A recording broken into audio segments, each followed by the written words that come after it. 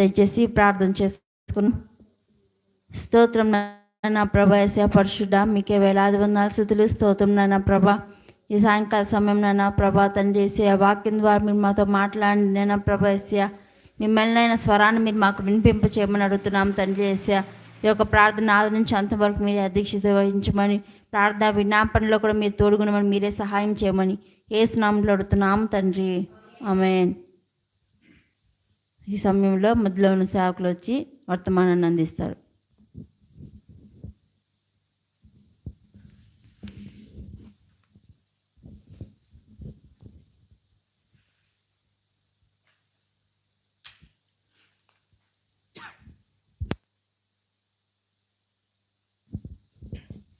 దేవుని నామానికి మహిమ కలుగునుగాక. ప్రైజ్ లార్డ్, హల్లెలూయా. చాలా సంతోషం అండి. ఈ యొక్క శుక్రవారం ఉపవాస ప్రార్థనలో దేవుని మందిరాలలో చేరి దేవుని నామాన్ని స్తుతించడానికి, ఆరాధించడానికి దేవుడు చక్కటి అవకాశం ఇచ్చాడు. మంచిదండి. రండి, మనం గత వారాల్లోనే ధ్యానం చేసినట్లుగానే ప్రార్థన గురించి కొన్ని అంశాలు మనము నేర్చుకుంటూ ఉన్నాం. ఏంటి అంటే ప్రార్థించే వారికి ఉండవలసిన లక్షణాలు ఏంటండి? ప్రార్థించే వారికి ఉండవలసిన లక్షణాలు మనము నేర్చుకుంటున్నాం. దాంట్లో ఒకటి ఆల్రెడీ చూసాం. ఏంటిదండి? నిలకడగా ఉండి ప్రార్థించాలి. అంటే ప్రార్థించే వ్యక్తి ఎలా ప్రార్థించాలి? నిలకడగా ఉండి ప్రార్థన చేయాలి. రెండోది, ప్రార్థించే వ్యక్తికి ఉండవలసిన లక్ష్యం అంటే విసుగకి ఏం చేయాలంట? ప్రార్థన చేయాలి. మనం ప్రార్థన వీరులమైతే, ప్రార్థించడం మన జీవిత గమ్యం అయితే, లేకపోతే ప్రార్థన అనేది ఒక లక్షణముగా మన జీవితంలో కలిగి ఉంటే, చాలామంది అంటారు ప్రార్థన అంటే వ్యసనంగా మార్చుకోవాలంట. ఎలా? వ్యసనం అంటే అర్థం ఏంటో, తాగుబోతుంటాడు, నేను తాగుడు లేకపోతే బతకలేను అంటాడు. మన విశ్వాస జీవితంలో మనం ప్రార్థన లేకపోతే మనం బ్రతకలేమండి. ప్రార్థనని అలాగే మనము మన జీవితాల్లో తీసుకోగలగాలి. ఎందుకంటే అనునిత్యము ఈ ప్రార్థన ఏం చేస్తుంటే దేవునితో మనల్ని ఏం చేస్తుంటుంది? కనెక్ట్ చేస్తుంటుంది, ఒక సంబంధాన్ని ఏర్పాటు చేస్తుంటుంది. అందుకే మనం ప్రార్థించిన ప్రతిసారి మన మనుషులకు ప్రార్థన చేయట్లేదు. మనం ప్రార్థించిన ప్రతిసారి గోడలకు మనము ప్రార్థన చేయట్లేదు. మనం ప్రార్థన చేస్తున్న చెట్టు పుట్టకు మనం ప్రార్థన చేయట్లేదండి. ప్రార్థన చేస్తుంది ఎవరికంటే సజీవుడైన ప్రభు అయిన యేసుక్రీస్తుకి మనం ఏం చేస్తున్నాం? ప్రార్థన చేస్తున్నాము. దేవుడికి మహిమ కలుగునుగాక. హల్లెలూయా. కనుక ఆ క్రమంలోనే మనము మూలవాక్యం గుర్తుందండి. మన మూలవాక్యం ఎఫెసీయులకు రాసిన పత్రిక 6వ అధ్యాయము 18వ వచనం నుంచి మనం మూలవాక్యం ఇది. అక్కడ రాయబడిన మాటను మనం ఒకసారి చదువుదామా? ఎఫెసీయులకు రాసిన పత్రిక 6వ అధ్యాయము 18వ వచనం. మైక్లో చదవండి. ఆత్మ వలన ప్రతి సమయమునందును ప్రతి విధమైన ప్రార్థనను విజ్ఞాపన చేయుచు ఆ విషయమై సమస్త పరిశుద్ధుల నిమిత్తమును పూర్ణమైన పట్టుదలతో విజ్ఞాపన చేయుచు మెలకువగా ఉండుడి. దేవుడికి మహిమ కలుగును గాక. ఇక్కడ ఎఫెసీయులకు రాసిన పత్రికలో ఉన్న మాటని మళ్ళీ మీకు జ్ఞాపకం చేస్తున్నాను. ఇక్కడ ఒక మాట రాయబడింది, ఆత్మ వలన ప్రతి సమయమందును ప్రతి విధమైన ప్రార్థన విజ్ఞాపన చేయొచ్చు. అందరి పరిశుద్ధుల కొరకు ఏం చేయాలంట? ప్రార్థన చేస్తూ చివరికి ఒక మాట ఉంటుంది. ఎలా ఉన్నంటాడండి? మెలకువగా. చదవండి మాది ఏమని రాయబడింది? సమస్త పరిశుద్ధుల నిమిత్తమును పూర్ణమైన పట్టుదలతో విజ్ఞాపన చేయుచు మెలకువగా ఉండుడి. అక్కడ ఒక పదం ఉంది, మనం ఆల్రెడీ చూస్తున్నాం. నిలకడగా ప్రార్థన చేయాలి. రెండోది ఎలా అంటే విసుగక ప్రార్థన చేయాలి. మూడో అంశాన్ని ఇక్కడ రాశాడు ఆయన. ఎలా ప్రార్థన చేయాలంటే మెలకువగా ఉండి ప్రార్థన చేయాలి. ఒకవేళ మీ దృష్టిలో మెలకువగా ప్రార్థన చేయాలంటే మీరేమనుకుంటున్నారు చెప్పండి ఒకసారి? నిద్రపోకుండా ప్రార్థన చేయాలి. ఇంకా అంటే రాత్రిపూట నిద్రపోరా? ఇంకా మెలకువగా ప్రార్థన చేయండి. నాకు చిన్నప్పుడు ఆ కార్టూన్ ఒకటి గుర్తుండేదండి, టామ్ అండ్ జెర్రీ అని వచ్చేది. ఏమొచ్చేది? Tom and Jerry. ఈ టామ్ అండ్ జెర్రీకి ఇద్దరు గొడవ అయినప్పుడు ఏం చేసేయంటే, ఈ టామ్ అంటే ఈ పిల్లి ఉంటుంది కదా, ఈ పిల్లి ఏం చేస్తే అంటే ఆ ఎలుకని ఎలాగైనా పట్టుకోవాలని చెప్పి అది దొరకదు దీనికి. ఎవరికి? పిల్లికి దొరకపోయేసరికి ఈ పిల్లి ఏం చేసిందంటే 2 అగ్గి పొలాలు తీసుకొని, అగ్గిపెట్టెల నుంచి 2 పొలాలు తీసుకొని ఆ కన్ను రెప్పల మీద పెట్టుకుంది. అది ఎందుకు? కళ్ళు మూయకుండా దాన్ని ఎలాగైనా ఈరోజు నేను పట్టుకోవాలి, దాని కొరకు కంకణం కట్టి ఏం చేసింది సార్, నిద్రపోకుండా ఆ 2 అగ్గి పొలాలు తీసుకొచ్చి కళ్ళకు ముందు పెట్టుకుంది ఒత్తులుగా. ఎందుకు? కన్ను రెప్ప కింద పడిపోతే ఏమొచ్చిందని నిద్ర వచ్చింది, నిద్ర రాకుండా పెట్టుకుంది అది. మన జీవితాల్లో నిజంగా చాలామంది ఇదే అనుకుంటారు, మెలకువగా ఉండి ప్రార్థన చేయాలి అంటే అర్థం ఏంటంటే నిద్రపోకుండా ప్రార్థన చేయాలి అనుకుంటారు. అంటే రాత్రిపూట ఏం చేయాలి? ఇంకా నిద్రే. కానీ వాస్తవానికి మెలకువగా ఉండి ప్రార్థన చేయడం అంటే అర్థం ఏంటంటే సమస్య రాకముందే దాని కొరకు ఏం చేయాలి? మనం ప్రార్థన చేయాలి. చాలామంది జీవితాల్లో ఏంటంటే సమస్య వచ్చిన తర్వాత ప్రార్థన చేస్తుంటారు, కష్టం వచ్చిన తర్వాత ప్రార్థన చేస్తూ ఉంటారు, ఇబ్బంది వచ్చిన తర్వాత ప్రార్థన చేస్తూ ఉంటారు, అనారోగ్యం వచ్చిన తర్వాత ప్రార్థన చేస్తూ ఉంటారు, వేదనలు, నిట్టూర్పులు, కన్నీరు వచ్చిన తర్వాత ప్రార్థన చేస్తుంటారు, కుటుంబంలో పెను ప్రమాదం ఏర్పడిన తర్వాత ప్రార్థన చేస్తుంటారు, పిల్లలు తమ జీవితాన్ని పాడు చేసుకున్న తర్వాత ప్రార్థన చేస్తూ ఉంటారు. మెలకువగా ఉండి ప్రార్థన చేయడం అంటే సమస్య వచ్చిన తర్వాత చేయడం కాదు, సమస్య రాకముందు ఏం చేయాలంట? ప్రార్థించే విశ్వాసిగా నీవు ఉండాలి, ప్రార్థించే భక్తుడిగా నీవు ఉండాలి. సమస్య వచ్చిన తర్వాత నువ్వేంటి? అందరూ ప్రార్థన చేస్తారు. కష్టం వచ్చిన తర్వాత నువ్వేంటి? అందరూ ప్రార్థన చేస్తారు. కానీ ఆ సమస్య రాకముందే దాన్ని గ్రహించగలిగి ప్రార్థన చేసే అనుభవానికి మనము రావాలి. ఒక చిన్న మాట మీకు జ్ఞాపకం చేసి నేను ముందుకు వెళ్తాను. మత్తయి సువార్త 26వ అధ్యాయము 41వ వచనం చదువుదాం. మత్తయి సువార్త 26వ అధ్యాయము 41వ వచనం.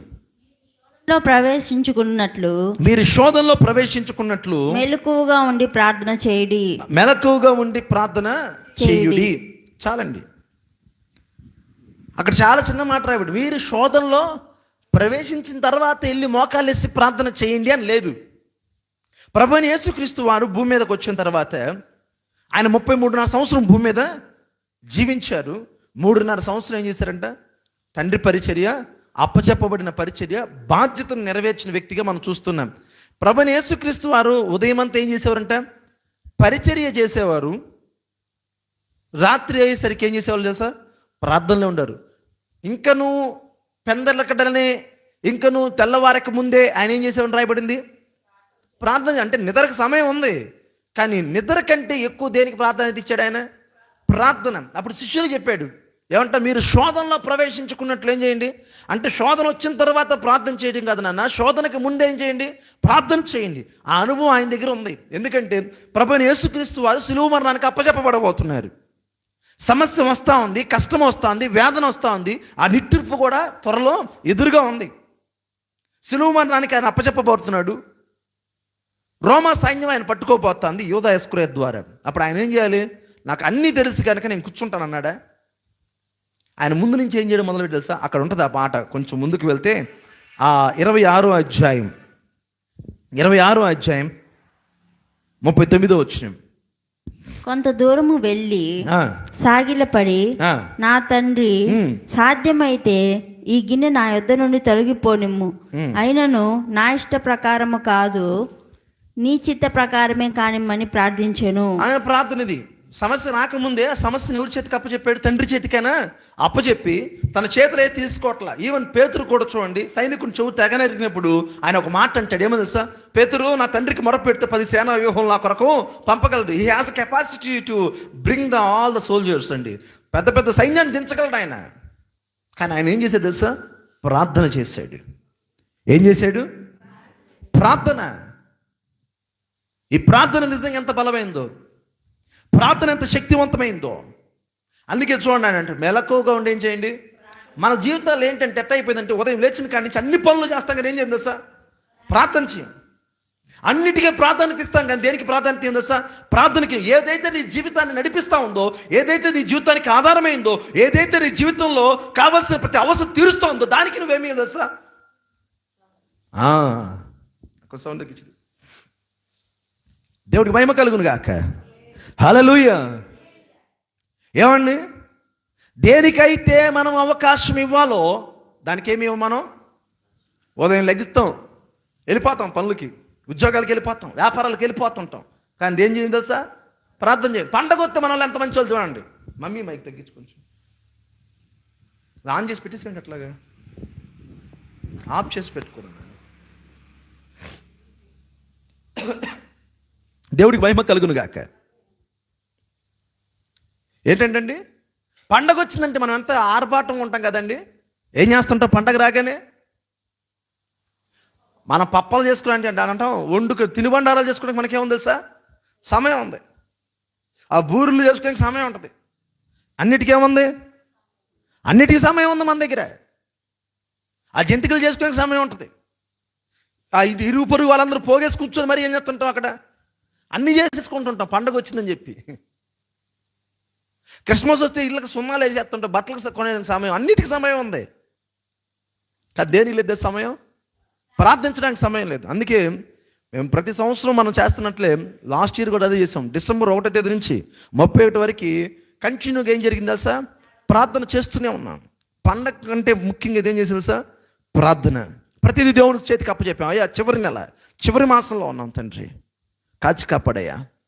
మరొక నూతన సంవత్సరం అడుగు పెట్టబోతున్నాం. నీ కృపా దయను మా మీద చూపించయ్యా. 2025లో మేమేమే బాధలు పడ్డాము, ఏ కష్టాలు పడ్డామో 2026లో మాకు వాటి నుంచి విడుదల దయచే ప్రభు అని చెప్పి ఏం చేయడం? ప్రార్థన చేసాం, కనిపెట్టాం. మెలకువగా ఉండడం అంటే ఏంటంటే సార్, సమస్య రాకముందే ప్రార్థన చేయడమే మెలకువగా ఉండి ప్రార్థన చేయడం అంటే. మనం వెంట మెలకువగా ఉండి అంటే రాత్రి అంతా ఎక్కడ ప్రార్థన చేస్తామండి బాబు? ఆన్లైన్ పెడతారా? ఏం రావు? ఆన్లైన్ పెడితే రామ్ మనం. ప్రార్థన సమయంలో ఈరోజు చాలామంది పురుషుల జీవితంలో అలాగే అయిపోయిందండి. సంఘాల్లో ఎలాగే అయిపోయిందంటే చాలా సంఘాల్లో, మన సంఘమని కాదు, చాలా సంఘాలు ఏంటంటే సార్, ఉదయం లేచినానికి గొడ్డు చాకిరి చేస్తారు. కానీ ఆ గొడ్డు చాకిరి చేయడానికి బలమును, శక్తినిచ్చింది ఎవరు తెలుసా? దేవుడు కాదా? ప్రార్థన సరికి టైం ఉండదంట. ఏముండదు మరి? పని చేసేప్పుడు చెప్పవే అలసిపోతున్నానని, అలసిపోయని చెప్పి పని మధ్యలో ఆపేసాము. ఎక్కడైనా ఆపంగా? ఎందుకు ఆపమంటే దానికి ఏముంది తెలుసు మనకి? పనివాడు జీతానికి పాత్రుడు కనుక నేను ఉదయం నుంచి కష్టపడుతున్నాను కనుక నాకేమొస్తుంది? సొమ్ములు వస్తున్నాయి కనుక, డబ్బు వస్తుంది కనుక, నా కష్టానికి తగిన ఆదాయం నా దగ్గర ఉంది కనుక దానికి విలువ ఉంది. కానీ ప్రార్థనకి ఏం లేదు ఈరోజు చాలా మందికి విలువ లేదు. ఇది చాలా మందికి విలువ లేదు. ప్రార్థనకి ఏముందండి? ఎవరో ఒకరు వెళ్తారు, వాళ్ళు చేస్తారులే మా కొరకు. ఎవరు చేస్తారు నీ కొరకు? నీ కుటుంబం కొరకు నువ్వే చేసుకోకపోతే నీ కొరకు ఎవరు చేస్తారు? నీ కుటుంబం మీదకి సమస్య రాకముందే సిద్ధపడాల్సింది నువ్వు కదా. 10 మంది కన్యకల గురించి విన్నామండి మనం. 10 మంది కన్యకల్లో 5 మంది కన్యకలు సిద్ధపడిన కన్యకలు, 5 మంది ఎవరంట? సిద్ధపడిన కన్యకలు. వరుడు రాబోతూ ఉన్నాడు, పెళ్లి కుమారుడు రాబోతూ ఉన్నాడు. రాబోతుండగా వరుడు ఆ సంఘంతో దిగబోతూ ఉండగా సిద్ధపడిన కన్యకలంట వారి దీపములు ఒత్తులు సరి చేసుకొని దాన్ని బాగు చేసుకొని దాన్ని వెలిగించి, దివిటీలు ఏం చేశారంట? చక్కగా వెలిగించి ఇంకను కావాల్సిన నూనె కూడా వారు ఏం చేశారు రా తెలుసా? సిద్ధపరిచి ఉన్నారు. వాళ్ళు ఏం చేశారంట? సిద్ధపరిచారు. ఎప్పుడు వస్తారో తెలియదు, కానీ మా దివిటీలు ఎలాగ ఉండాలి? వెలుగుతూనే ఉండాలి.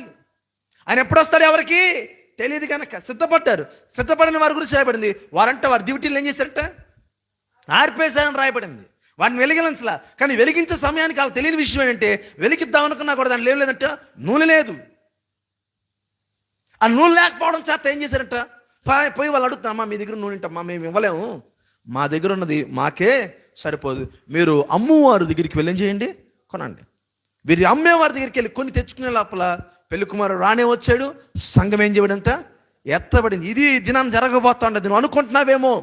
ప్రార్థన ఎవరైతే నిర్లక్ష్యం చేస్తున్నారో, ప్రార్థన ఎవరైతే వెనకాడు చేస్తున్నారో, ఉదయం ప్రార్థన లేదు, పనికి వెళ్ళేప్పుడు ప్రార్థన లేదు, ఉద్యోగం వెళ్ళే ప్రార్థన లేదు, స్కూల్కి వెళ్ళేప్పుడు ప్రార్థన లేదు, కాలేజీకి వెళ్ళేప్పుడు ప్రార్థన లేదు, దేనికి ప్రార్థన లేదు. ఇంటికి వచ్చిన తర్వాత అలా కలిసిపోయి ఒక బకెట్ నీళ్ళు మీద పోసేసుకొని తినేసి వెళ్ళిపోయి పనుకోవడమే లుంగి కట్టేసుకొని. ఏం లేదు. ప్రార్థన చేద్దాం లే అంటే అలసిపోయింది ఈరోజు. ఏమయ్యా అంటే వాళ్ళ దృష్టిలో ప్రార్థన ఏంటంటే అవసరం వచ్చినప్పుడు చేసేదే ప్రార్థన.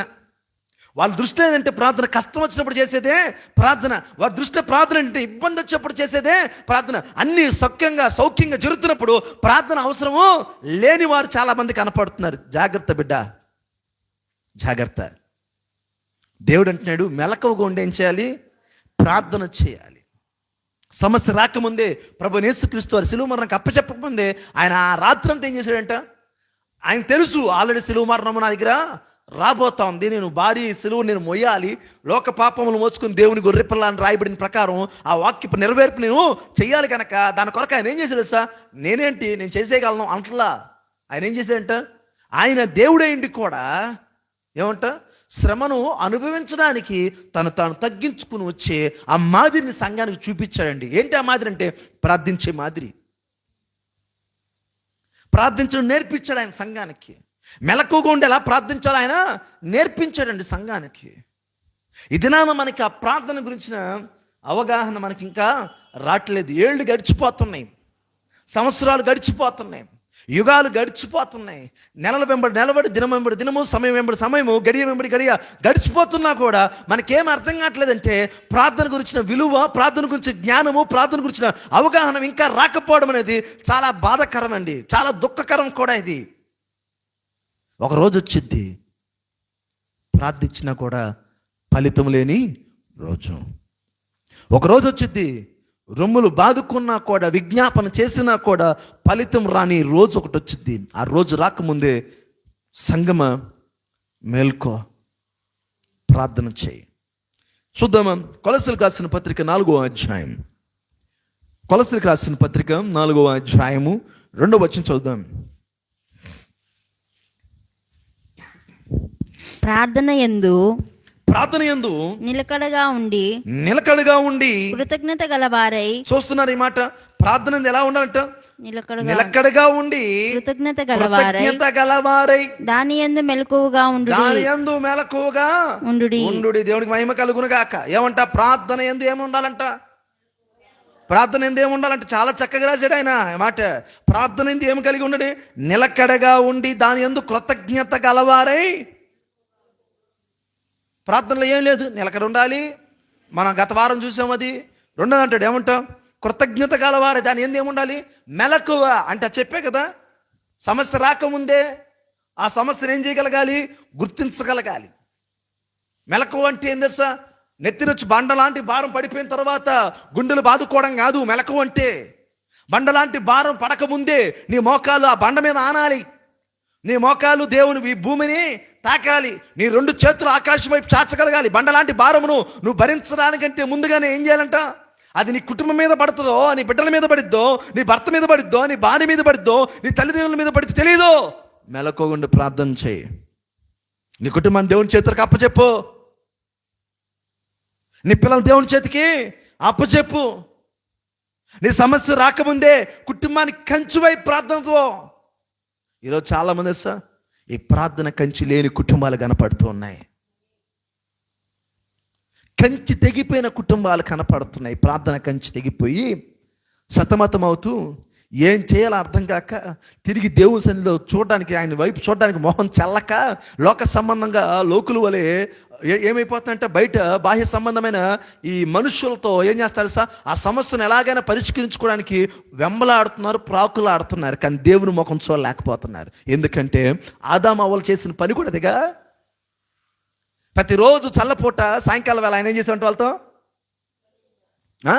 ముచ్చటించేవాడు, మాట్లాడేవాడు. నాకు అనిపించినప్పుడు అది ముచ్చటించడం కాదు, వాళ్ళు ప్రార్థన చేస్తుండే వాళ్ళు అనిపించింది నాకైతే. దేవునితో మాట్లాడడం అంటే ఏంటంట? వాళ్ళ అవసరం చెప్పాడు.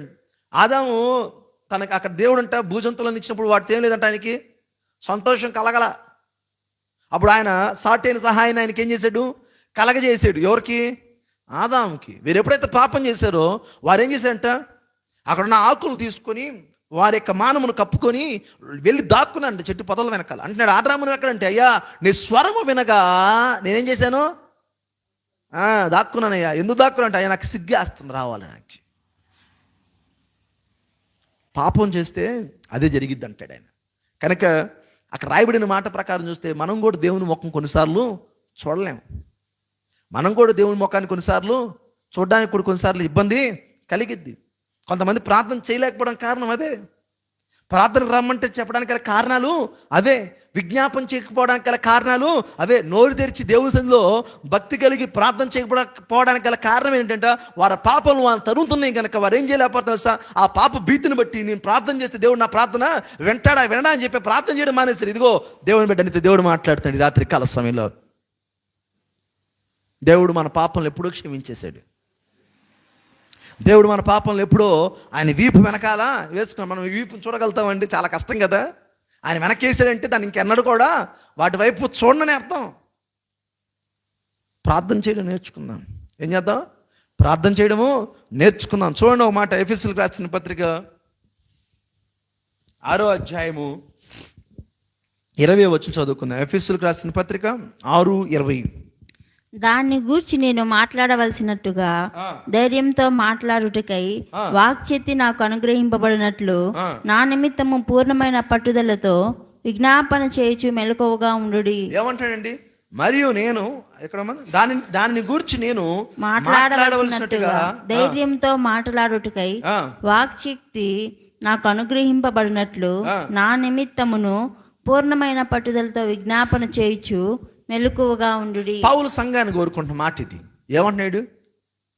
ధైర్యంతో దేవుని బోధన చేయాలి, దేవుడు నాకు వాక్శక్తి అనుగ్రహించాలి, నేను వెళ్ళిన ప్రతి చోట దేవుడు బహుబలంగా నన్ను వాడుకోవాలి. సంగమా, నా కొరకేం చేయండి? మెలకువగా ఉండి ప్రార్థన చేయండి. ప్రభువైన యేసుక్రీస్తు వారి శిష్యులు చెప్పిన మాట కూడా అదే కదా. ఏమన్నాడు? మీరు శోధనలో ప్రవేశించుకున్నట్లు ఏం చేయండి? మెలకువగా ఉండి ప్రార్థన చేయండి. పౌలు సంఘానికి చెప్తున్న మాట కూడా అదే. ఎఫెసీయుల సంఘం, అయ్యా నా కొరకేం చేయండి? మీరు మెలకువగా ఉండి ప్రార్థన చేయాలి. దేవుడికి మహిమ కలుగును గాక. ఈ రాత్రికాల సమయంలో మెలకువగా ఉండి ఎవరు ప్రార్థన చేస్తారో తెలుసుకుందాం. ఎవరు ప్రార్థన చేయగలరు? ఈ మెలకువగా ఉండి ప్రార్థన చేయడం అంటే సమస్య రాకముందు ఏం చేయాలి? ప్రార్థన చేయాలి. సమస్య వచ్చిన తర్వాత ప్రార్థన చేయొద్దని కాదు, ప్రార్థన చేయండి.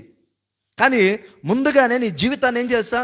దుష్టుడు అపవాదాన్ని సాతానంటే ఎవడిని మింగుదునా అని గద్దించి సింహం వలె వాడిని రేయం బగలు నిద్రపోక అటు ఇటు తిరుగుతున్నాడు. ఏ కుటుంబం దొరికిద్దో, ఏ విశ్వాసం దొరుకుతాడో, వారి జీవితాలను నాశనం చేయాలో, వారి కుటుంబాలను ఎలా నాశనం చేయాలో. ఏమండి, వారు అలా తిరుగుతున్నప్పుడు ఎవరు కనపడ్డాడు? వాడికి యోబు కనపడలేదు. అపవాదం అలా తిరుగుతుంటే ఎవరు కనపడలాడికి? యోబు కనపడలేదు. ఊజు దేశమందు యోబును అతడు యథార్థవంతుడు, న్యాయవంతుడును, చెడుతనాన్ని విసర్జించి దేవుని భయం కలిగిన రాయబడింది. అటువంటి యోబుని ఏం చేశాడంట? తీసుకెళ్ళి అటు తిరుగుతూ దేవుని సన్నిధికి వెళ్ళి అంటే, యోబు గురించి తెలుసు, అన్ని ఇచ్చావు కనుక యోబుని స్తుతిస్తున్నా అంటే, ఇప్పుడు ఏంటి నీ వాద? యోబుకి అన్ని తీసేస్తే అప్పుడు నేను స్తుతించడు కావాలని చూసుకుంటే, యోబు ఏం చేశాడు సార్? భక్తిపరుడండి, యథార్థవంతుడండి. తమ పిల్లలు ఎక్కడ పాపం చేస్తారని చెప్పి ముందుగా ఏం చేశాడంట? బలులు కట్టి దేవుని సన్నిధిలో బలులు అర్పించిన గొప్ప ప్రార్థనా పరుడు ఎవరు సార్? యోబు. ఎవడైనా తప్పు చేసిన తర్వాత ప్రాయశ్చిత్తం పొందుతాడు. వాళ్ళు తప్పు చేశారామనుకొని ముందే ప్రార్థన చేసినాడు తెలుసా? యోబు లాంటి భక్తుడు కనపడతలేదా మనకి? మనం ఏంటి సార్? సమస్య వచ్చిన తర్వాత ప్రార్థన చేస్తుంటాం పిల్లల కొరకు, కష్టం వచ్చిన తర్వాత ప్రార్థన చేస్తుంటాం పిల్లల కొరకు, వారు చెడు మార్గాలు వెళ్ళిన తర్వాత ఏం చేస్తుంటారు సార్? ప్రార్థన చేస్తుంటాం పిల్లల కొరకు. కానీ నేనంటాను, ఒక తల్లిగా ఒక తండ్రిగా నీ బాధ్యత తెలుసా? నీ పిల్లలు తప్పిపోక మునిపే నువ్వు వారి కొరకు ప్రార్థన చేయి. బైబిల్ అంటది, బాలుడు నడవలసిన త్రోవ వాడికి నేర్పించుడి, పెద్దవాడైనప్పుడు దాని నుండి వాడు తలైపుడు. అంటే అర్థం తెలుసా? నేర్పించమంటే నువ్వు సైకిల్ దొక్కేది నేర్పిస్తామేమో, నడిచేది నేర్పిస్తామేమో, అవి నువ్వు చెప్పినా చెప్పపోయినా వాడికి ఆటోమేటిక్ నడవడం వచ్చేసిద్ది. అది స్వభావ సిద్ధంగా శారీరక రీతిలో దేవుడు ఆల్రెడీ పెట్టేశాడు వాళ్ళకి. అది నడవడం అనేది, పాకడం అనేది, పరిగెత్తడం అనేది. కానీ అంటాను, నీ బాలుడు కొరకు నువ్వేం చేయాలి?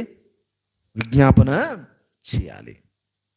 రండి, ఎవరు మెలకువగా ప్రార్థన చేస్తారో ఒక 3 అంశాలు చెప్పి నేను ముగిస్తాను. దయచేసి నాతో కూడా మొదటి తెస్సలోనికీయులకు రాసిన పత్రిక 5వ అధ్యాయము 5-6 వచనం చదువుదాం. ఎవరు మెలకువగా ప్రార్థన చేస్తారు? మొదటి తెస్సలోనికీయులకు రాసిన పత్రిక 5వ అధ్యాయము 5-6 వచనం చదువుదాం. మీరందరూ వెలుగు సంబంధులను పగటి సంబంధులనై ఉన్నారు. మనము రాత్రి వారము కాము, చీకటి వారము కాము. కావున ఇతరుల వలె నిద్రపోక మెలకువగా ఉండి మత్తులు కాక ఉందుము. చూడండి, నిద్రపోవారు రాత్రి వేళ నిద్రపోదురు, మత్తులుగా ఉండేవారు రాత్రి వేళ మత్తుగా ఉందురు. మనము పగటి వారమే ఉన్నాము గనక మత్తులమే ఉండక విశ్వాస ప్రేమలను కవచము రక్షణ నిరీక్షణను శిరస్త్రాణమును ధరించుకుందుము. దేవుడికి మహిమ కలుగును గాక. ఇక్కడ చాలా విషయాలు రాశాడు. కానీ ఒక మాట చెప్తాను, ఎవరు మెలకువగా ప్రార్థన చేస్తారంటే వెలుగు సంబంధులు మెలకువగా ప్రార్థన చేస్తారు. ఎవరంటే వెలుగు సంబంధులు అంటే కింద పుట్టినట్టు దేవుని కుమారులు అంటే వాళ్ళు. దేవుడు ఎవరు? వెలుగు సంబంధం. ఆయన దేవుడు వెలుగై ఉన్నాడు. ఆయన చీకటి సంబంధం, ఆయనకు పొత్తు లేదు, పాలు లేదు ఆయనకి. కనుక మెలకువగా ప్రార్థన చేసేవారు ఎవరంటండి? వెలుగు సంబంధం చూడండి చక్కగా రాయబడింది. మీరందరూ వెలుగు సంబంధంలోను పగటి సంబంధులై ఉన్నారు. మనము రాత్రి వారము కాము, చీకటి వారము కాము. కావున ఇతరుల వల్ల నిద్రపోక మెలకువగా ఉండి. నిద్ర అనేది ఏం తెలుసా?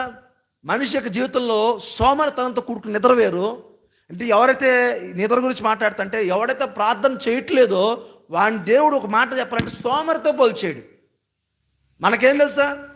సోమరి చీమల దగ్గరికి వెళ్ళి నేర్చుకో, అవి ఏమంట వర్షాకాలము రాకమునిపే వాటికి కావాల్సిన ఆహారాన్ని ఏం చేస్తాయి? అవి సమకూర్చుకుంటున్నాయి. అంటే అవి ఏం చేస్తున్నాయి? మెలకువగా ఉన్నాయని. మనమే సార్ సమస్య వచ్చిన తర్వాత ఎత్తుక్కుంటుంటాం, సమస్య వచ్చిన తర్వాత వెంపలాడుతుంటాం, పరిగెలు తీస్తూ ఉంటాం అటు ఇటు. కానీ చీమను చూసి నేర్చుకోమంటాడు దేవుడు. దేన్ని? మెలకగా ఉండి ప్రార్థించడం. ఎలా నేను అప్పుడప్పుడు చూస్తుంటాను, కొన్ని చీమలు తెలుసా రాత్రిలే పగలలే. మీరు ఎప్పుడైనా గమనించారా చీమల్ని? ఎప్పుడైనా చూడండి. కొన్నిసార్లు నేను అప్పుడప్పుడు చూసినప్పుడు కొన్నిసార్లు రాత్రి 2 గంటలు కూడా 3 గంటలు కూడా ఈ ప్రయాణం చేస్తూనే ఉంటాయి. ఏవో ఎత్తుకెళ్తుంటాయి, ఆహారం అంతా సమకూర్చుకుంటుంటాయి, నిద్రపోవు, రేయింబగళ్ళు కష్టపడుతుంటాయి. ఎందుకు? వర్షాకాలం వచ్చేస్తుంది, ఇక మనకి సరైన ఆహారము దొరకదు, చాలా ఇబ్బంది పడతామని. ఏ కాలంలో ఎలా ఉండాలో వాటికి ఆ జ్ఞానం ఉంది. కానీ మనం ఏంటండి, మనం ఎందుకు ప్రార్థన చేయట్లేదు? ఎందుకంటే ప్రార్థించిన వారిని ఒక వింతలు చెప్పాలంటే ఎవరు వీళ్ళంట? చీకటి సంబంధులు. నీకు ప్రార్థన చేయాలని ఆలోచన లేదా? మందిరికి వచ్చి కనీసం 1 గంట కూర్చొని ఉపవాసం చేయలేవా? ఏమండి వారంలో ఒక పూట, ఏమండి వారంలో ఒక పూట కూడా కాదండి, 2 గంటలేనండి. ఏమంట వారంలో ఒక శుక్రవారం నాడ 2 గంటలు కూర్చొని ప్రార్థన చేయలేకపోతున్నావు. అసలు నువ్వేం విశ్వాసం? అసలు నీ విశ్వాసం ఎక్కడుంది? అసలు నిజమైన విశ్వాసం అయితే శరీరం గురించి ఆలోచించవు. నిజమైన విశ్వాసం అయితే కూర్చొని ప్రార్థన చేస్తావు, విజ్ఞాపన చేస్తావు, అయ్యా భారం కలిగి దేవునిలో కన్నీరు గారుస్తావు. నువ్వేం విశ్వాసం? అసలు ప్రార్థన చేయలేకపోతున్నా అంటే నువ్వు చీకటి సంబంధివి.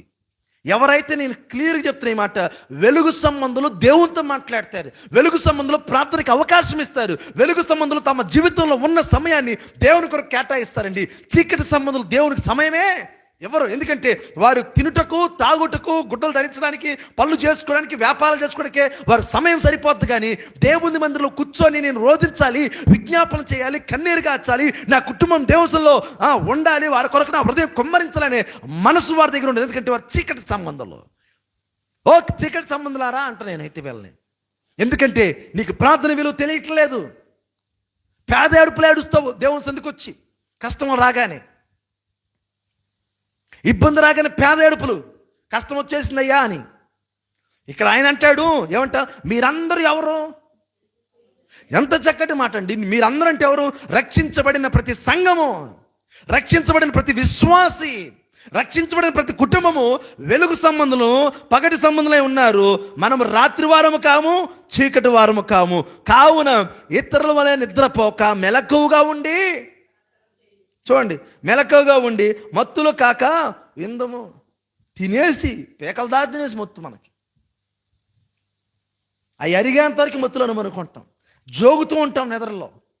ప్రార్థన చేత అట్లా మనకి వారంలో 1 రోజు దేవుని మందిరంలో కూర్చొని ప్రార్థన చేయడానికి నువ్వు చెప్పే కారణాలు ఉన్నాయి చూసారా, ఇవేవి కూడా దేవుడు తన సన్నిధిలో లెక్కగా తీసుకోడు. అది గుర్తుపెట్టుకోవాలి. నువ్వు చెప్పే కారణం దేనికి పనికిరాదు. ఈరోజు నువ్వు చెప్పే ఈ కారణాలు దేనికి పనికిరావు. అలసిపోయాను, ఇప్పుడే వచ్చాను, ఎక్కడ ఏ అండి ఒక మాట చెప్తాను, నీ వ్యక్తిగత పనుల కొరకు నువ్వు ఎన్నిసార్లు ఉద్యోగానికి లీవ్ పెట్టుండో, నీ వ్యక్తిగత పనుల కొరకు ఎన్నిసార్లు నువ్వు చేసే పని ఆపేసి తొందరగా ముగించుకుని రావు. ఎందుకంటే నీ వ్యక్తిగతం కనుక. ప్రార్థన అనేది సంఘానికి సంబంధించింది, ప్రార్థన దేవుడికి సంబంధించి అనుకుంటుంటావు, ప్రార్థన అది నీకు సంబంధించింది. అందుకే అంటాడు, ఎవరు మెలకువగా ప్రార్థన చేస్తారు? ఎవరు చేస్తారంట? వెలుగు సంబంధులే మెలకువగా ఉండి ప్రార్థన చేస్తారు. చీకటి సంబంధులు దాని గురించిన భయము, బాధ్యత ఏది కూడా లేని వారి వాళ్ళు ఉంటారు. చాలామందికి ప్రార్థన గురించి బాధ్యత లేదు, ప్రార్థన గురించిన భయము లేదు. అరే శుక్రవారం ఉపవాస ప్రార్థనగా దేవుని సన్నిధికి వెళ్దామని ఆ బాధ్యత కలిగి ప్రార్థించేవారు కరువైపోయారండి దినాన చాలామందికి. కానీ వీళ్ళందరికీ దేవుడు ఒకరోజు పాఠం నేర్పించబోతున్నాడు. ఏమండి, వీరందరూ దేవుడు ఎవరైతే ప్రార్థన నిర్లక్ష్యం చేస్తున్నారో, ప్రార్థించడానికి మనసు రావట్లేదో, ప్రార్థించడానికి సమయం లేదంటారో వారందరికి దేవుడు పాఠం నేర్పిస్తాడు. కనీసం కదలలేవు, కూర్చోలేవు, అలా మెదలకుండా దేవుడు ఒక చోట కూర్చోబెట్టేస్తాడు. అప్పుడు అర్థమైంది నీకు ఆ బాధ ఏంటో. మనిషి కదలకుండా మెదలకుండా ఒక చోట కూర్చోవడం అంటే ఏమన్నా తెలుసు? అర్థమైంది మీకు? కదలకుండా మెదలకుండా ఒకే చోట కూర్చున్న చోటే కూర్చోవాలి, అక్కడే తినాలి, అక్కడే మన కాలకృత్యాలని ముగించుకోవాలి. అప్పుడు అర్థమైంది మీకు దాని బాధ ఎట్టుంటుందో? మనకి అన్నీ సవ్యంగా ఉన్నప్పుడేమో మనం ఏం చేయం తెలుసా? ప్రార్థన చేయం. అన్నీ సవ్యంగా జరుగుతున్నప్పుడు కన్నీరు కూడా మనకి రాదు. ఎప్పుడైతే మనం అనుకున్న పనులన్నీ ఒక్కసారిగా నిమానుషమైపోయి నిశ్శబ్దంతో కూడుకుపోద్దో అప్పుడు అర్థమైంది మన పరిస్థితి ఏంటి. మంచానికి పరిమితమైన రోజు నీకు అర్థమైంది ఆ ప్రార్థన విలువేంటో. అందుకే అంటాడు, చీకటి సంబంధాలు ఏం చేయదు తెలుసా? ప్రార్థనకి ఏమి ఇవ్వరంట? సమయమే ఇవ్వరు. కానీ వెలుగు సంబంధాలు అలా కాదు. వారు ఎలా ఉంటారంట? చూడండి, పుట్టినట్లో మాట ఉంటుంది వెలుగు సంబంధాల గురించి. ఉండదు వెలుగు కుమారులను, దాని అర్థం అది. వెలుగు సంబంధం అంటే వెలుగు కుమారులు, పగల కుమారులు అంటే నా దేవుడు వెలుగే ఉన్నాడు, కోటి సూర్య కాంతులు తేజోమయుడండి ఆయన. ఆయన బిడ్డలు నేను, ఆయన బిడ్డలు మీరు. ఆయన పిల్లలుగా మనం ఎలా తెలుసా? ఆ వెలుగు ప్రతిబింబించాలి. గొప్ప దైవజనుడు ఒక మాట అన్నాడండి. ఏంటంటే ఆ మాట, నీ మోకాళ్ళు నల్లబడితే నీ ముఖం అంట తెల్లబడి. దాని అర్థం ఏంటంటే నీ మోకాలు నల్లబడితే నీ ముఖం వెలుగు ఉంటుంది. ఎంత చక్కగా ఉంటుంది సార్ ఆ ప్రార్థించేవారు, ప్రార్థించే జీవితంలో, ప్రార్థనకు అవకాశం ఇచ్చేవారి జీవితంలో, ప్రార్థన మానకుండా వారి జీవితంలో ఏంటంటే సార్ ఆ ముఖంలో వెలుగు ఉంటుంది, ఆ తేజస్సు ఉంటుంది, ఆ ఆనందం కూడా కనపడుతూ ఉంటుంది. కానీ ప్రార్థించిన వారి జీవితాలు చూడండి, ఎప్పుడు విచారం కనపడుతుంటుంది, పోగొట్టుకునేలాగా ఉంటుంది. ఆ ఇంట్లో సమాధానం ఉండదు, ఆ ఇంట్లో ప్రశాంతత ఉండదు. ఎందుకంటే వారికి ప్రార్థనకి ఏమి ఇవ్వట్లా? ప్రాధాన్యత. వాళ్ళ ప్రాధాన్యత అంటే తెలుసా? డబ్బు. వారి ప్రాధాన్యత పరపతి. వారి ప్రాధాన్యత జనాల్లో మనమంతా ఉన్నతమైన స్థాయిలో ఉండాలి, దాని కొరకు వెంబలాడుతుంటారు. పేరు కావాలి, పరపతి కావాలి, డబ్బు కావాలి, హోదా కావాలి, వాటి కొరకు ఈ స్థాయిలో ఉండడానికి ఇష్టపడతారు. కానీ ఈ స్థాయికి రావట్లేదు. ఎందుకంటే ఈ స్థాయి అంటే మోకాళ్ళు వేసే స్థాయి.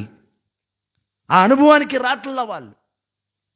10 మంది మమ్మల్ని మెచ్చుకోవాలి. అయ్యా 10 మంది కాదు మెచ్చుకోవాల్సింది, ఒక్కడు మెచ్చుకుంటే నీ బతుకు చాలు. ఎవరు సార్? ఒకడు దేవుడు. ఈ 10 మంది మెచ్చుకుంటే ఏంటి? మెచ్చుకోకపోతే నీ దగ్గర డబ్బు ఉన్న వాళ్ళు 10 మంది కాదు, 100 మంది నిన్ను మెచ్చుకుంటుంటారు. నీ దగ్గర డబ్బులు చిల్లాడుతూ ఉండు, ఇసురు వేస్తూ ఉండు, నీ దగ్గర ఉన్న డబ్బంతా ఖర్చు పెడతా ఉండి, ఇష్టానుసారంగా విచ్చలవిడికి ఖర్చు పెట్టు. ఆ రోజు నేను అందరూ పోగొడతారు. అదే డబ్బు నువ్వు ఖర్చు పెట్టు, నువ్వు మానేయి, నీ చేతులు పెగబట్టు. నీ పక్షాన్ని ఎవడు ఉంటాడు చూద్దాం, నీ పక్కన ఎవడు నిలబడతాడు చూద్దాం. ఈరోజు ఏం తెలుసా? స్టేటస్ కొరకు ప్రయత్నం చేస్తున్నావు. నీ స్టేటస్ ఇక్కడ కాదు ఉండేది, అక్కడ స్టేటస్ కొరకు ప్రయత్నం చేయి. అక్కడ స్టేటస్ నీకు ఉండాలంటే ఇక్కడ నువ్వు మోకాలు వేయాలి, ఆయన పాదాల చెంతకి రావాలి. అందుకే అంటాడు, ఎవరైతే మెలకుగుండి ప్రార్థన చేస్తారో వారు ఎవరంట? వెలుగు సంబంధులు. వెలుగు సంబంధాలు మాత్రమే వారి జీవితంలో ప్రార్థనకి ఏమిస్తారంట? ప్రాధాన్యత ఇస్తారు. ప్రార్థన చేయడానికి వారు మోకాలు దేవునిలో ఉంటాయి. విజ్ఞాపన చేయడానికి ప్రతి శుక్రవారం ఏం చేస్తారు సార్? దేవుని మందిరికి వచ్చి విజ్ఞాపన చేస్తారు. ఎందుకంటే వారు వెలుగు సంబంధాలు, చీకటి సంబంధాలు కారు, రాత్రి సంబంధాలు కాదు. ఈ చీకటికి రాత్రి సంబంధం అంటే వారు తిన్నామా, కష్టపడ్డామా, డబ్బు సంపాదించామా, పనుకున్నామా, నిద్రలేసామా, మరలా వెళ్ళిపోయి పని చేసుకున్నామా, ఇది చీకటి సంబంధం యొక్క లక్షణం. కానీ వెలుగు సంబంధం సార్ కష్టపడతారు, డబ్బు సంపాదిస్తుంటారు, వారు కూడా మనలాగే తింటుంటారు. కానీ అన్నిటికంటే ముఖ్యంగా దేనికి అవకాశం తెలుసా? ప్రార్థనకి. అన్నిటికంటే దేనికి ప్రార్థన తెలుసా? విజ్ఞాపనకి. ఎందుకంటే వారు వెలుగు సంబంధాలు కనుక మెలకువగుండి ప్రార్థన చేస్తారు. రెండోది చూద్దాం, మెలకువగుండి ఎవరు ప్రార్థన చేస్తారంటే 1 పేతురు రాసిన పత్రిక 4వ అధ్యాయము 7వ వచనం. 1 పేతురు రాసిన పత్రిక 4వ అధ్యాయం 7వ వచనం. అయితే అన్నిటి అంతము సమీపమై ఉన్నది కాగా మీరు స్వస్థ బుద్ధి గలవారై ప్రార్థన చేయుటకు మెలకువగా ఉండు. దేవునికి మహిమ కలుగుగాక. ఎవరైతే ప్రార్థన చేయట్లేదు దేవుడు అని అంటున్నాడు, స్వస్థ బుద్ధి గలవారే ప్రార్థన చేయండి. మొదటి ఎవరు ప్రార్థన చేస్తారు?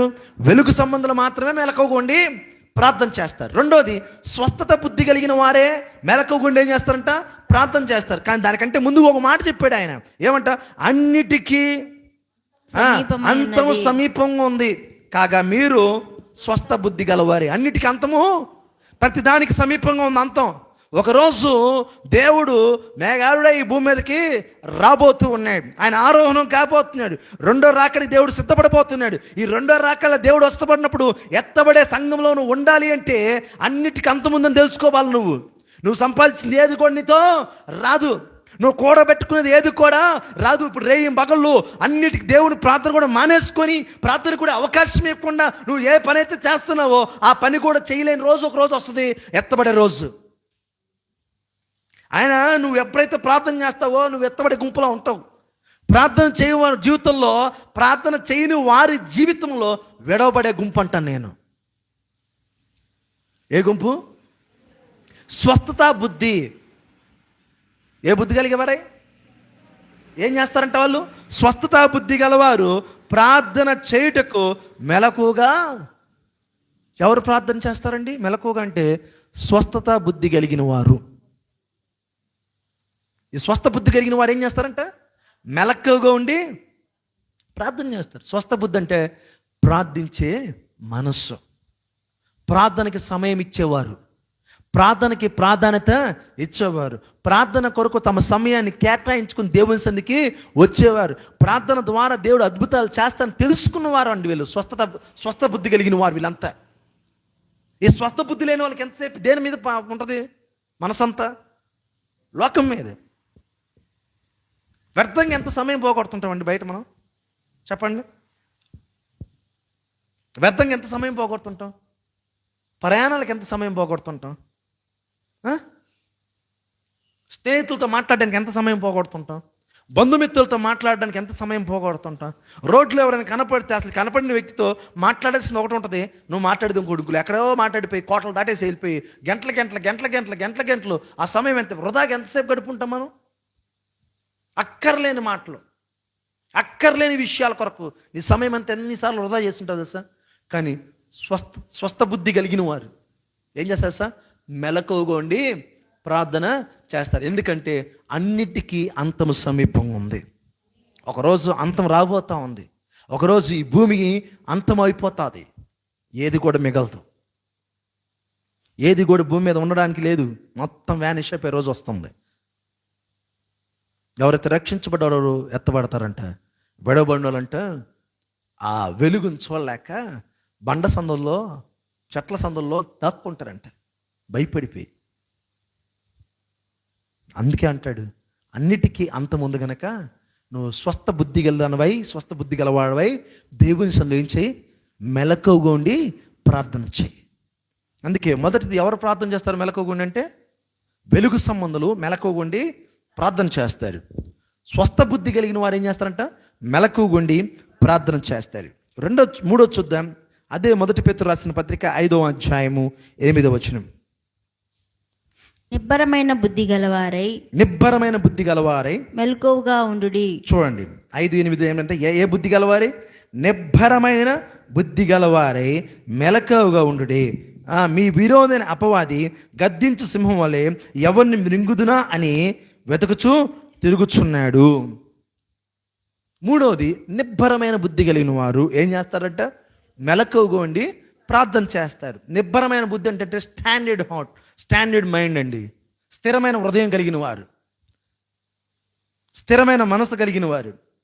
చెలించిపోరు. దేనికి కూడా వాళ్ళు ఏం చేయరు చెప్పండి? చెలించిపోరు. వారు విశ్వాసం మీద నిలబడ్డారు కనుక ఆ నిలకడ కలిగిన ప్రార్థన వాళ్ళకి కనపడుతుంటుంది. అందుకే మూడోది ఎవరు మెలకువగా ఉండి ప్రార్థన చేస్తారంటే నిబ్బరమైన బుద్ధి గలవారు. ఎందుకు ప్రార్థన చేస్తంట? ఏమంటాడు చూడండి, మీ విరోధైన అపవాది ఏమంట? గద్దించు సింహం వలె ఎవరిని మృంగుతున్నా అని వెతుకుతూ తిరుగుతున్నాడు గనక ఇప్పుడు మీరేం చేయాలి? ఒకటి, మీరు చీకటి సంబంధులు కారు గనక, వెలుగు సంబంధాలు కనుక మెలకువగా ఏం చేస్తారు? ప్రార్థన చేస్తారు. రెండోది, అన్నిటికీ అంతం ఉందని విషయం మీరు ఎరిగారు కనుక ఏం చేస్తారు చెప్పండి? స్వస్థ బుద్ధి గలవారే ప్రార్థన చేస్తారు. మూడోది, అపవాదైన సాతాను ఎవరిని మిరుగుందా అని గద్దించిన వలె అటు ఇటు తిరుగుతున్నాడు కనుక మనం ఏం చేస్తాంట? నిబ్బరమైన బుద్ధి గలవారమై ప్రార్థన చేస్తాం మెలకువగా ఉండి. కనుక ఈ రాత్రి కాల సమయంలో మెలకువగా ఉండి ప్రార్థన చేయడం అంటే అర్థం ఏంటో సార్? ముందుగానే సిద్ధపడి, సమస్య రాకమునిపే సిద్ధపడి ఏం చేయాలి? ప్రార్థన చేయాలి. ఎందుకంటే చీకటి ప్రచండంగా ఈ దినాన భూమి మీద అది ఎగురుతూ గంతులేస్తా ఉంది చీకటి. ఏదో జయించేశాను, నా వల్ల అవుతా ఉంది, వెలుగుని మాయం చేసేద్దాం అనుకుంటుంది. కానీ ఒకరోజు ఆ చీకటి లేకుండా పోద్ది. మనం ఏంటంటే ఆ చీకటి కొరకు ప్రాకులాడుతున్నాం. మనం వెలుగు సంబంధమైన విషయమే మర్చిపోయాం. వెలుగు సంబంధమైన విషయం గుర్తు చేస్తున్నాడు దేవుడు. ఎందుకు తెలుసా? నువ్వు ప్రార్థన చేస్తావని, ప్రార్థనకి ప్రాధాన్యత ఇస్తావని. రెండోది ఏమన్నాడు? అన్నిటికీ అంతం ఉంది, రా ఇకనైనా ఏం చెయ్యి, ఆ అంతంలో నువ్వు కూడా అంతము కాకుండా ఏం చెయ్యి, ఎలాగ చేయాలంట? స్వస్థ బుద్ధి గలవాడవై ప్రార్థన చెయ్యి అంటున్నాడు. చివరిగా అపవాది ఎవడిని మింగుతున్నా గద్దిన సింహంలో వాడు ఏం చేస్తాడంట? వాడు కొంచెం సమయం ఉందని తెలిసి వాడు అటు ఇటు తిరుగులాడుతున్నాడు కనుక ఏం చెయ్యి? నిబ్బరము కలిగి ప్రార్థన చెయ్యి. కనుక ఈ రాత్రి కాల సమయంలో మనం ఎలా ప్రార్థన అంట? మెలకువగా ఉండి ప్రార్థన చేయాలి. మెలకువగా ఉండి ఎవరు ప్రార్థన చేస్తారంటే ఈ ముగ్గురు స్వభావం. ముగ్గురే కాదు, ఇంకా చాలా ఉంటాయి. కానీ నేను ఈ రాత్రి కాస్త ఈ ముగ్గురిని మీకు జ్ఞాపకం చేస్తున్నాను. ఎవరు వీళ్ళు? వెలుగు సంబంధాలు. ఎవరు వాళ్ళు? స్వస్థ బుద్ధి కలిగిన వారు. ఎవరు వీళ్ళు? నిబ్బరమైన బుద్ధి కలిగిన వారు. వీరికి ఏముంటుందంటే ప్రార్థనకి ప్రాధాన్యత ఇస్తారు. వీరు ఏం చేస్తారంటే ప్రార్థనకు సమయాన్ని ఇస్తారు. వీరేం చేస్తారంటే దేవుని సన్నిధికి వస్తారు. వచ్చి ఉపవాసం ఉండి దేవుని ఏం చేస్తారంట? ప్రార్థన చేసేవారుగా వీళ్ళు ఉంటారు. కనుక ఈ రాత్రికాల సమయంలో మనము ఎలా ప్రార్థన చేయాలి, ప్రార్థించే వారికి ఉండవలసిన లక్షణాల్లో మూడో చూసాం. ఏంటి ఆ మూడో లక్షణం? మెలకువగా ఉండి ప్రార్థన చేయాలి. తలలు ఉంచుదాం. విన్న ఈ వాక్యాన్ని బట్టి మనం హృదయాలు స్థిరపరచుకుంటూ, ప్రభువా ఇకనైనా నాతో మాట్లాడేవో అందుబట్టి వందనాలు. ఇకనైనా నేను ప్రార్థన చేస్తానయ్యా. అయ్యా నేను వెలుగు సంబంధని నువ్వు నాకు తెలియచేశావు కనుక వెలుగు సంబంధంలో మెలకువగా ఉండి ప్రార్థన చేస్తారయ్యా. స్వస్థ బుద్ధి కలిగిన వారు మెలకువగా ఉండి ప్రార్థన చేస్తారయ్యా, నీ చెప్పావు కదయ్యా. నిబ్బరమైన బుద్ధి కలిగిన వారు మెలకువగా ఉండి ప్రార్థన చేస్తారని చెప్పావు కదయ్యా. కనుక ఈ మూడు లక్షణాలు నాలో ఉండడానికి సహాయం చేయండి. నేను వెలుగు సంబంధాన్ని నాకు జ్ఞాపకం చేసావు. చీకటికి వెలుగుకి పొత్తు లేదని జ్ఞాపకం చేసావు. స్వస్థ బుద్ధి కలిగి ప్రార్థన చేయమన్నావయ్యా. నిబ్బరం కలిగి ప్రార్థన చేయమన్నావయ్యా. ఇక నుంచి నేను నా ప్రార్థన జీవితాన్ని, ప్రార్థించే విధానాన్ని మార్చుకుంటా. ఎందుకంటే మెలకువగా ఉంటానయ్యా, ప్రార్థనలో చురుకుగా ఉంటానయ్యా, ప్రార్థనలో వేగంగా ప్రార్థన కొరకునైనా నేను నా సమయాన్ని కేటాయిస్తానయ్యా, ప్రార్థించే విశ్వాసంగా ఉంటానయ్యా, ప్రార్థన కొరకు ప్రాధాన్యత ఇచ్చే విశ్వాసంగా ఉంటానయ్యా. నా జీవితంలో తండ్రి నాకున్న ఈ తిండి అనే వ్యసనాన్ని, మొత్తు అనే వ్యసనాన్ని వదులుకుని మెలకువ ఉండి ప్రార్థన చేసేది ఒక వ్యసనంగా మార్చుకుంటాను తండ్రి. నేను ఇకనైనా నా జీవితంలో, నా భక్తిలో తండ్రి ఈ మెలకువను నాకు అనుగ్రహించండి. నా కుటుంబాన్ని కట్టుకునే భాగ్యం నా దయచేయండి తండ్రి. అయ్యా నా పిల్లల తండ్రి గాడి తెప్పకు మునిపే తండ్రి వారి కొరకు నేను ప్రార్థన చేసే ఆ కృపావరం నాకు దయచేసినందుకు వందనాలు అయ్యా. రాబోతున్న ఉపద్రవం నుంచి నన్ను, నా కుటుంబాన్ని నేను రక్షించుకుంటాను తండ్రి. నోవాహు ఏ విధంగా ఈ మాట విని ఆ ఓడ కట్టి తన కుటుంబాన్ని రక్షించుకోగలిగాడు తండ్రి. ఎందుకంటే నోవాహు నీతిమంతుడు కనుక ఆయన రక్షించుకోగలిగాడు. మరి మేము కూడా అలా రక్షించుకోవడానికి కృప చూపించండి ప్రభు అని చెప్పి ప్రార్థన చేద్దామా? ప్రార్థన చేద్దాం. దయగల దేవా, కృపగల తండ్రి, మా రక్షక నీకు వందనాలు. ఈ రాత్రి కాలసిన తండ్రి అయ్యా, ప్రార్థించే వారికి ఉండవలసిన లక్షణాల్లో మూడోది మీరు మాతో మాట్లాడారు, మెలకువగా ఉండి ప్రార్థన చేయాలని. అయ్యా ఎవరు మెలకువగా ఉండి ప్రార్థన చేయగలుగుతారు? వెలుగు సంబంధులు మెలకువగా ఉండి ప్రార్థన చేస్తారని నేర్చుకున్నాం. స్వస్థ బుద్ధి కలిగిన వారు మెలకువగా ఉండి ప్రార్థన చేస్తారని నేర్చుకున్నాం. అయ్యా నిబ్బరమైన బుద్ధి కలిగిన వారు మెలకువగా ఉండి ప్రార్థన చేస్తారని నేర్చుకున్నాం తండ్రి. అయ్యా ఈ రాత్రి కాల సమయంలో సంఘానికి కూడా ఇటువంటి లక్షణాన్ని మీరు దయచేస్తారు నమ్మచ్చు. ఈ వాక్యం ఎంతమంది అయితే వింటున్నారో, ఈ వాక్యం ఎంతమంది అయితే విన్నారో వారి జీవితాల్లో కూడా తండ్రి మెలకువగా ఉండి ప్రార్థించే ఆ లక్షణాన్ని, ఆ చురుకుదనాన్ని, ప్రార్థన కొరకు సమయాన్ని కేటాయించే మనస్సును మీరు వారికి దయచేస్తారు నమ్మచ్చు. ఇదిగో లైవ్ల ద్వారా కానీ, ఇదిగోనైనా సంఘంలో ఉంటున్న వారు కానీ ఎవరైతే ఈ మాటలు విన్నారో వారి జీవితంలో ఉన్న ప్రతి కష్ట నష్ట బాధ వేదనలు తీసివేసి ఆనంద సంతోషాలు మీరు అనుగ్రహిస్తారు నమ్మచ్చు. మా రక్షకుడును మహోన్నతును సజీవుడు నిత్యుడైన యేసయ్య నామములో అతి వినయంగా బ్రతిమాలు వేడుకుంటున్నాం తండ్రి. ఆమేన్. ఆమేన్. అందరికి వందనండి. Praise lord.